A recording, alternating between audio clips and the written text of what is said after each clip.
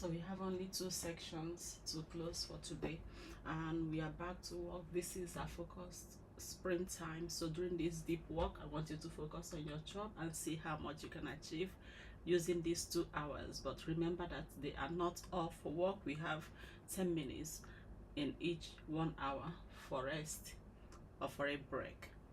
So we started again. Be speaking or be on break once it's 2:50.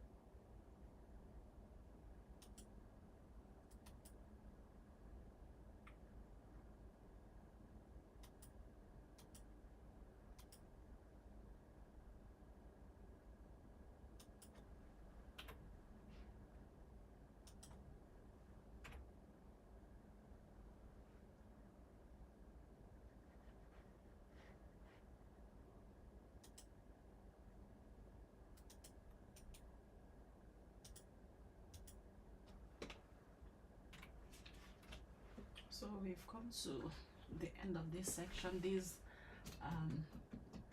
250 now. So you can stand and stretch and go for a walk. Yeah. So now I'll be using these 10 minutes to speak about how we improve our grade, our scores as students. Okay, this section is particularly for the students, so I'll be speaking very fast, and yeah, if you have your notes you can take notes. If not, just listen, because you have only 10 minutes to do that. As a student, you need to first and foremost know why you are in school, and that will help you to plan your days, to plan what you have to do and know what to do. Because many people, they think it's all about the certificate. If it's all about the certificate for you, then yeah, you can get the certificate anywhere, anyhow. If you have the money, yeah. If you don't have the money, you know how to go about it. But if your aim is to improve yourself and also graduate with a very good grade, then it's good you listen and maybe learn one or two things and ask questions if need be. You can put it in the chat, ask questions on how to study or what you are finding difficult doing when it comes to study. We'll answer you here. But if your aim is to learn how to ace it with AI, I don't think I'm an expert in that area, but I'll teach you how to study effectively. So let's look at the memory, because our aim is to improve our retention ability and also to improve our ability to recall information and recall it effectively. So let's look at the different memories that we have. We have 3 types of memory: the sensory, the short-term, and the long-term memory. So these 3 memories, they function differently and their capacities also differs. So you need to know how they work for you to know how to store information in them and to retrieve it. For the sensory memory, it doesn't take a lot of information, and it doesn't keep the information for more than like 4 seconds, from split second to 4 seconds. Just like you are going to somebody's house, maybe you passed a cat, a dog, or even, let's just take the things that we normally forget, like the plants around us. After that time, you know that you passed, but if they ask you to explain it, you might not remember. Just in 4 seconds it's gone. And during that time, your mind is trying to find out what is important to you and what is not important to you. So the second memory type is the short-term memory, which works like our notepad. Is at that stage, it is in that space that we sieve information. So if you store it in the short-term memory, to just stay for few minutes, and at that time your mind is trying to sieve to know, is this important to you? If it's important to you, you are going to be thinking about it. You may revisit it, you may review it. That shows it's important to you, so it will start processing it and taking it to the long-term memory.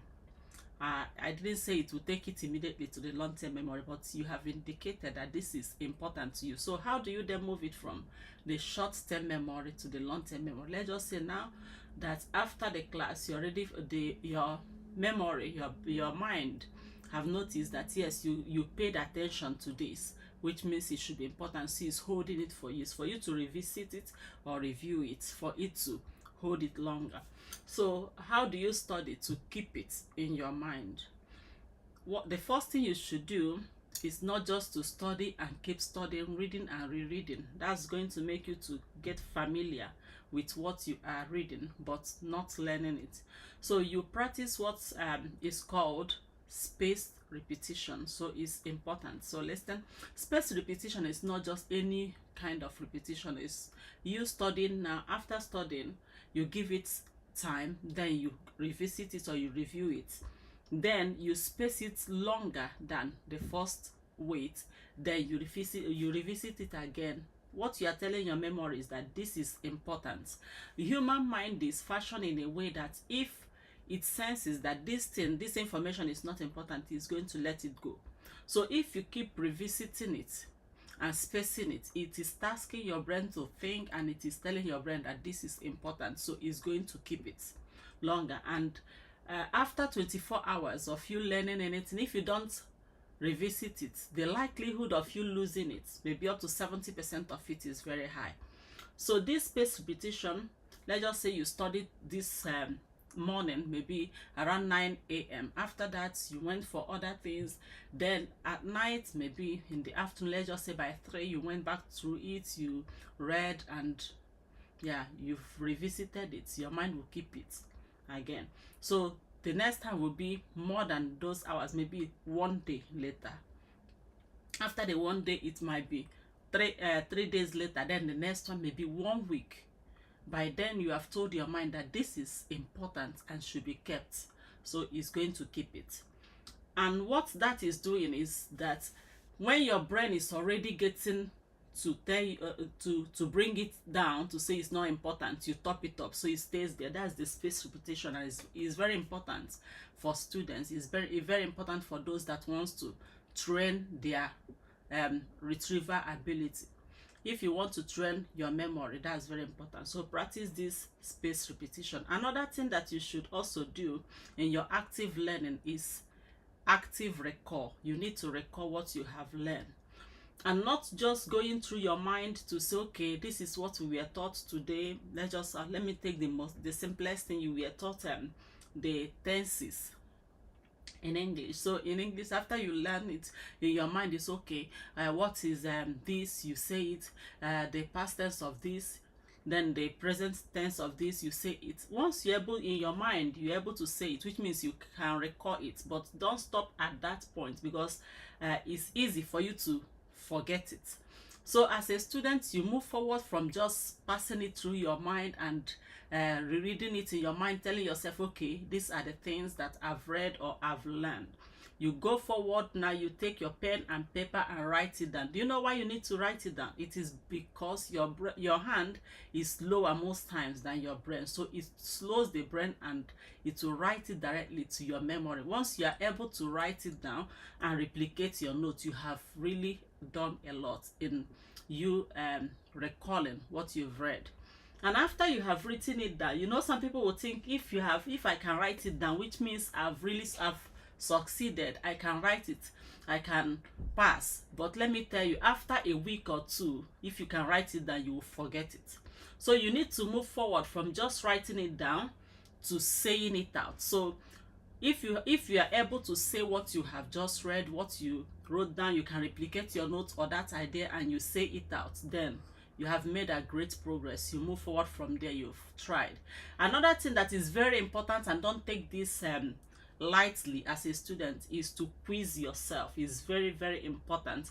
Even as adult learners, even when I used to teach those in sandwich and those that, you know, they have a lot on their head and you think it's a waste of time. No, it's not a waste of time. Just try these steps and you will see yourself improving your grade. You will see the difference. It will make a very great difference between just reading it and thinking, oh, you know it already, and going to the exam to write it. That like when you go through all these things, you see that it will improve your score.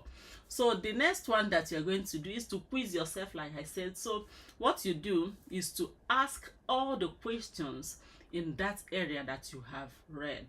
You can ask other people to ask you those questions. You can tell them, please, do you know anything that I should answer, or ask me questions in this area.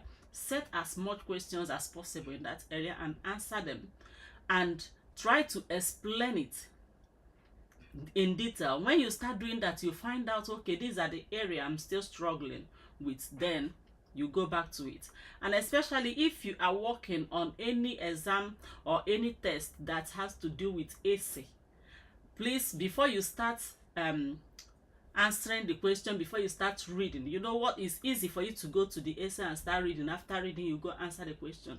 Then I want you to do it the other way around. Go first, read the questions. After you read the questions, when you go to that essay, as you are reading it, it is easy for you to find out what you are looking for, so it will save you time. So the next one that we'll be talking about will be association, and that's to associate things to what you already know. That will be during our next break, because this is 3 p.m. already and the break is over, which means if you are working, it's time for you to come back and do your work. And if you are still on break or you were just listening, you can join us, and during the last break I'll be speaking on this relationship and association, how to connect things, because that makes it to stay. For there are things that you remember forever, there are things that you remember for months. It has a lot to do with that. So we'll be speaking about that, then that will be the last break before we close for the day. So make every minute, every second of this last 15 minutes of deep work, let it count.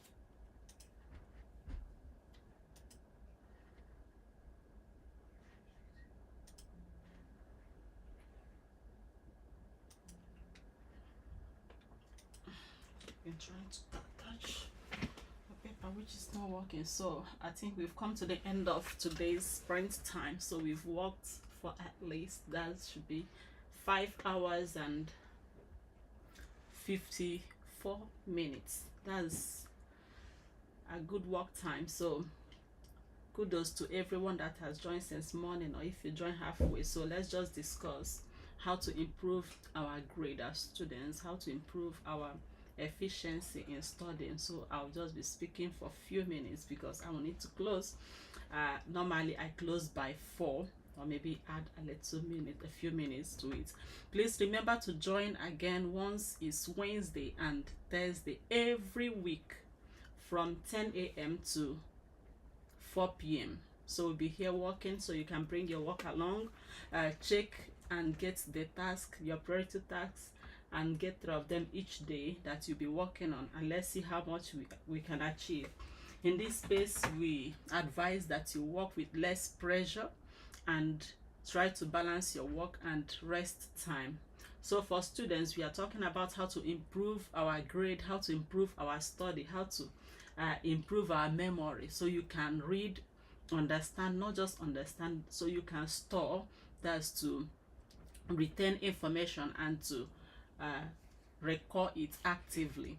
That is very important to students. So first we talked about space repetition, which means you need to revisit it, you need to review it, you need to read it again or listen to it, but you don't do it often. It's not something you keep repeating because you just get used to it and you think, oh, I've understood it, only for you to find out that yes, you didn't understand it when the questions are asked.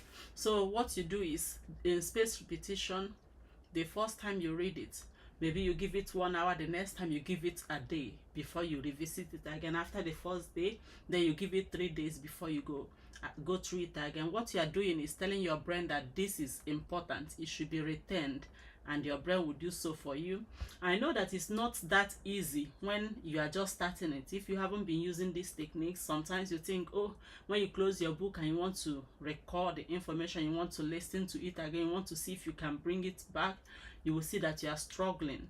But you don't stop, because like every other muscles of the body, your brain is just one of them, and the only way you exercise your brain is by making it to think.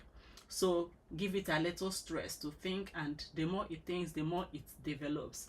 So the second thing that you have to do is active recall, which you need to try and close your book after reading, or if you are out of the class, you try to recall all that you've read or you've listened to and see if you can remember them all. If you can, then good, and you go to the next step. But if you can't, give it a little time, read it again, or ask to be taught again, then record it and see if you can remember them.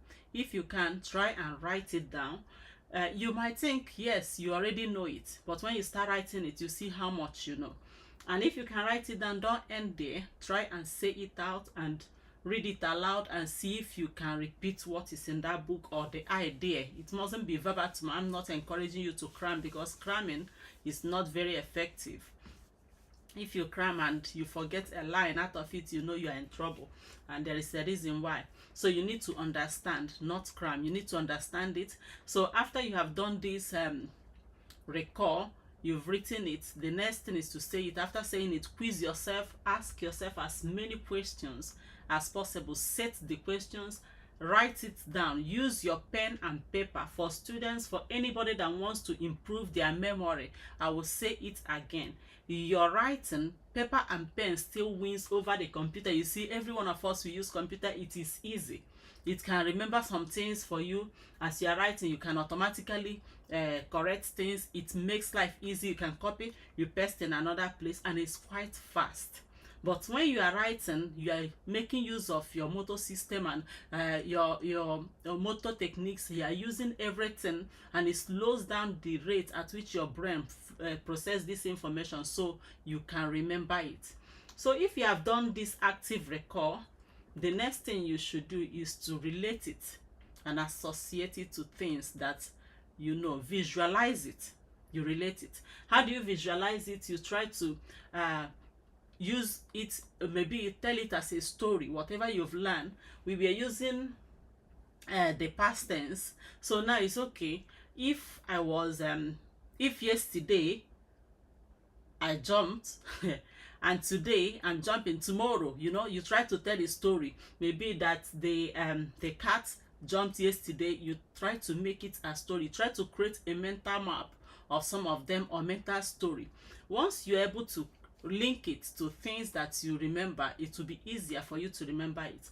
And like I said, there are things that you remember easily, there are things you will never forget, and there are things that you can easily forget. And you ask yourself, what is the difference? Is because now it relates to things that, when it relates to things that are important to you, you will always remember it. Especially when it comes to emotional things, when it comes to your dignity as a human being. You can attest to it. If you have been embarrassed, or you have gone through something that made you feel so down, you remember it. Maybe you were going and you see yourself fall face down in front of everybody. You might not forget it in a year or two, but it is easy for you to forget what you were taught in class. So try as much as possible to relate it to things that you know, things that you understand, things that are personal to you, and you will remember it. So the next thing you will do, again, if you have associated it, you've related it to things, there are some abstract concepts like in mathematics, but you can apply it in so many things. Try and relate it to things that you know. Once you're able to do that, it will be easier for you to remember it when it matters. Then after the association and visualization, you need to go forward and be a teacher, a student teacher. You know, teach it.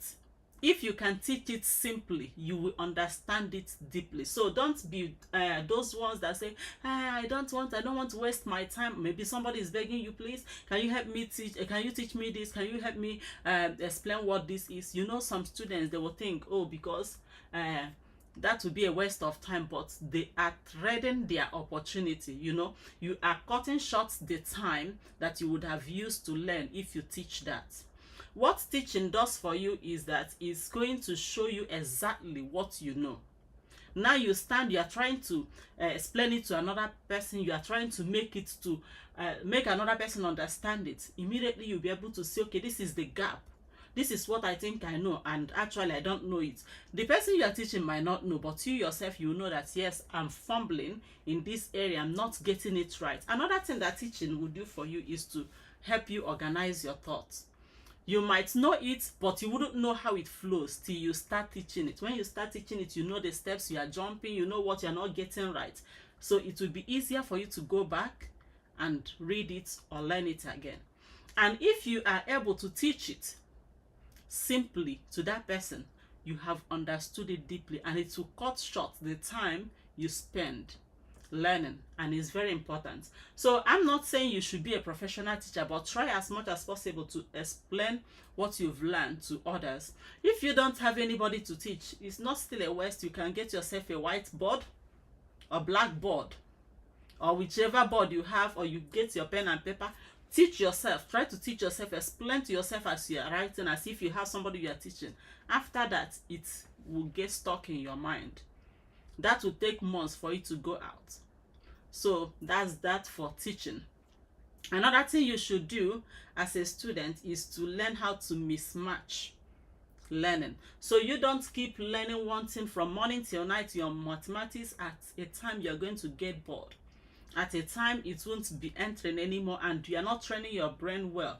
And that is how you will see some people, they will go to class, or during exam they will ask some, they see some question, they will was it in the course number 1 or course number 2, or was it in subject? You know, they are struggling because they did not train the nerves in their brain to retrieve information from different pathways. So it's just like you arrange, or like schools arrange their timetable or their rota. You can do that if you are studying alone. If you are studying in school for your studies, you need to write it down. Maybe you go from logic, the subjects that are full of logic, to those with relationship, to those with stories. So it's not like you read them all together. Remember that multitasking is an enemy of your of your productivity, but so many people doesn't know that it wastes your time moving from one job to the other. Just jumbling, it wastes time. But if you are not tight on time, you can practice that also. But I don't know if it helps, but when it comes to productivity and you producing enough, should I say, to be efficient, then you will need to really focus. And focusing means giving your energy and attention to a task each time. So what you do is to share the subject. Maybe say after 1 hour or 2 hours you go to the next one, after 2 hours then you go to the third one. Before then, when you return to the first one, it is teaching your brain to retrieve information fast, because it's telling you must have to start where you ended. Your brain will immediately try to remember what you did. So that is how you train your brain. So I will end it there for now. There are other ways. Maybe next week we'll talk about it. We talk about how to store information in our mind, like we store in computers. We zip the file. You use abbreviations. We'll teach how to do that, and it's quite important for students and those that wants to learn and to improve themselves. If your aim is not just to pass and get the certificate, your aim is to improve yourself, then you need to learn how to study effectively. Because beyond that certificate, there is life at work. There is life as somebody that wants to open his or her own business or his own organization. So you wouldn't have to pay others to do it. And if you keep paying, you paid your way out of school, then people are going to keep taking from you, and you are cheating yourself. Because one, you did not improve yourself, and two, you've wasted money, three, you've wasted time, which is not advisable. So learn how to study, and it will never go out of fashion. No matter how smart the technologies are, they can't be as smart as a human brain that is awake. The human brain that is awake is quite deep, is quite large. The capacity, you can store as much information, even more than your computer can take. Like this one now is already struggling. I'm thinking, okay, well, maybe I need to buy a bigger one with bigger storage or whatever. So you can see that's how it is. But human mind, the more you train your mind, the more you think, the more your mind develops, the more the neurons, the nerves in your brain, the more they are strengthened, and that is how efficient you become. And should I say, you will enjoy it, because you can move from job to job, you can think. That is just what makes us human, and that makes us different from other animals. If that, I don't believe, well, I don't know what we call ourselves. Maybe animal too, but we are higher animal. So your thinking is what makes you different. Don't sell it because you have smart technology. They are just tools. They shouldn't be your mental crutches. They shouldn't take the place of your thinking. Start thinking and you'll be more innovative and creative. So I'll be here again next week. Once is Wednesday, make it a date with me. That should be by 10 a.m.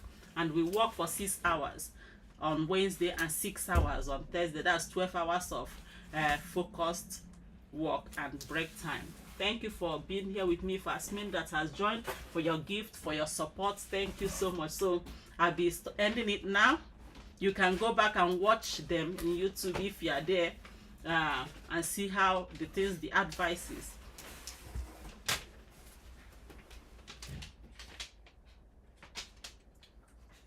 Okay, bye.